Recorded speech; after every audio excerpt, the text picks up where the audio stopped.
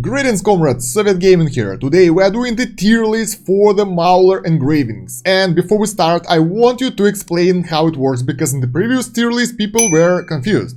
So this is a priority tier list in terms of upgrading, so that doesn't kinda value only the skills of the engravings or engraving stats, it overall values your investment into the heroes. So the idea is that I thought that the heroes that will be still useless, even if you get all the cool engravings, if the engravings are great, doesn't deserve the highest spot, because you want to invest in the heroes that you will use throughout your journey, wherever it will be, events, campaign, tower, or anything.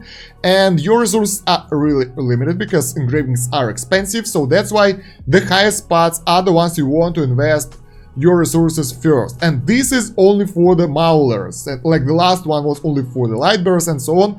When all the engravings will be released, I'll make a tier list of overall all the heroes, where we will list all of them and rank them appropriately. And yes guys, as always, it's a personal opinion, so if you don't agree with me somewhere, let me know in the comments, we can discuss it.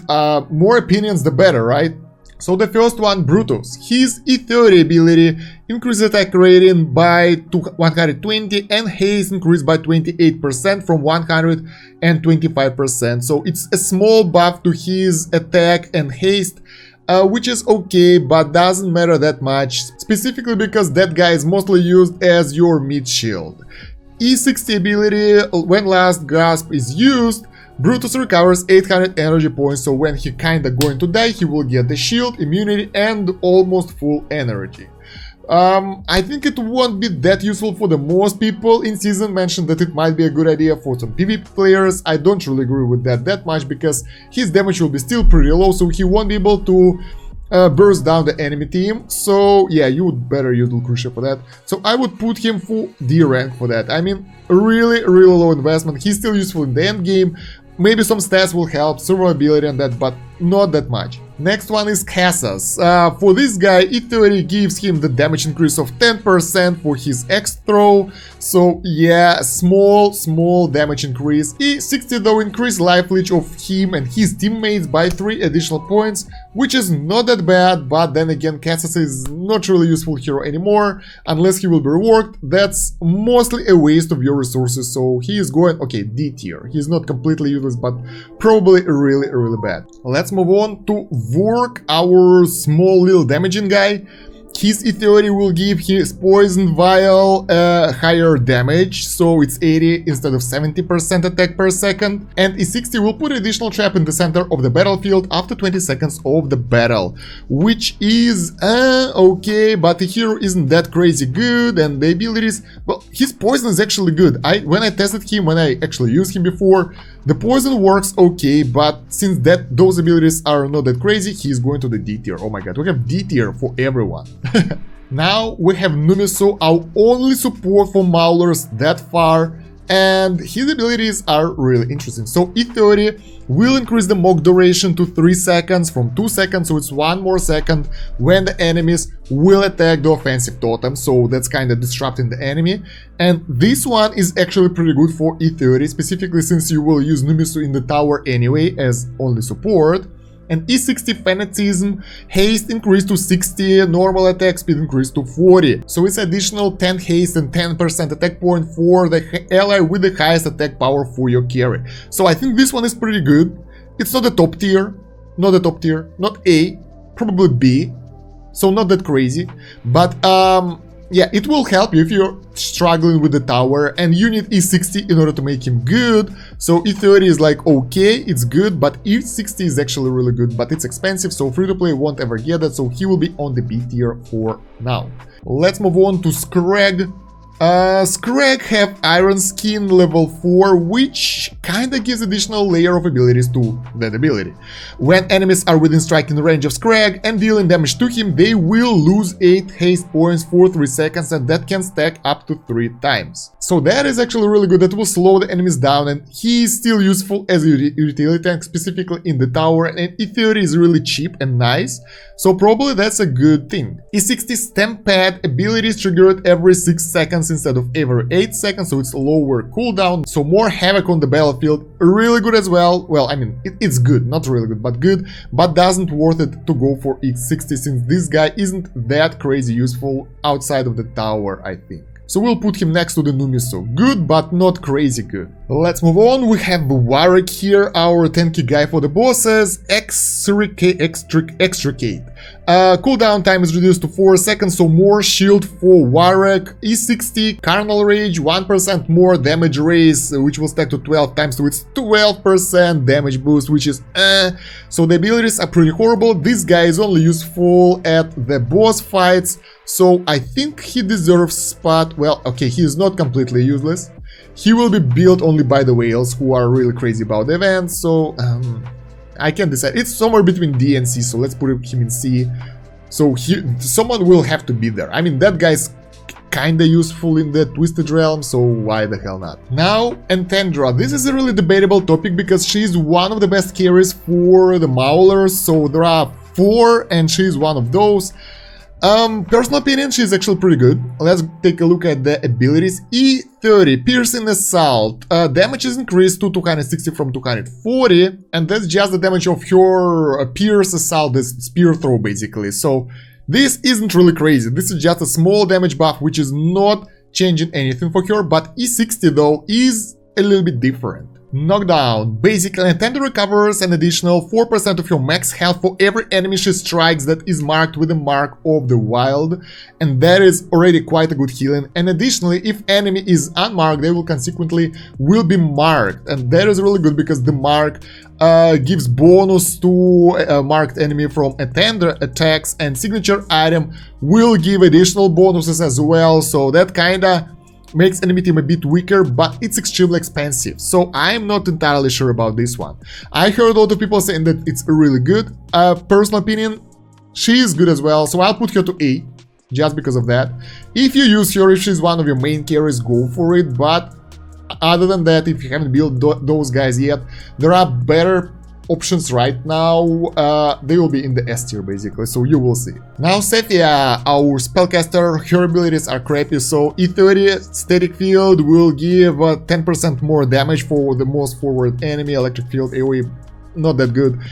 And Spectral Disruption, basically the circle she casts on your side of the battlefield, when it's over it will do the damage and stun the enemies who are there, so that's really useful in some specific situation when the enemies are attacking your side. But then again, the furniture kind of boosts the duration, so overall they don't really stack together well, and overall not that useful, so I would put her to, okay, C tier, maybe D tier, I don't know. All of those guys are kinda not that good. Next one is Cetrena. Honestly, good hero, underrated, not that useful though. Fire Seeds, enemies suffer damage equal to 1.5% of their max health every second instead of 1%, so it's 0.5% damage bonus on single hero, and not that crazy. E60 overflow, energy recovery of the burned enemies is reduced by 20% instead of 0, so additional layer for overflow. Although Cetrena is not that crazy useful, so we will put her at the C tier again, because not that crazy good. Tidus, my boy, my Wolfie. Battle Howl. Increased movement speed and attack speed effects last for 13 seconds instead of 10 seconds, so it's a good buff for that guy because he's one of those kind of carries who can do a lot of damage, so that's pretty good. Savagery passive. When the enemy that Tidus is persistently attacking dies, Tidus recovers 40% of the health he's already lost, and his haste is increased by 30 points for 6 seconds. This is not that crazy. I mean, you have to kill enemy for that, and I don't really like the abilities that kinda last not that long and you have to kill enemy for that, because if the enemy starts dying, you're good already, you should be winning. But yeah, I'll put him to the C tier just because of that. Some abilities are good, but overall not that crazy. You would like to invest in those heroes beforehand, I think, anyway. Dress. For the Dress, E30, oh my god, it's so far away.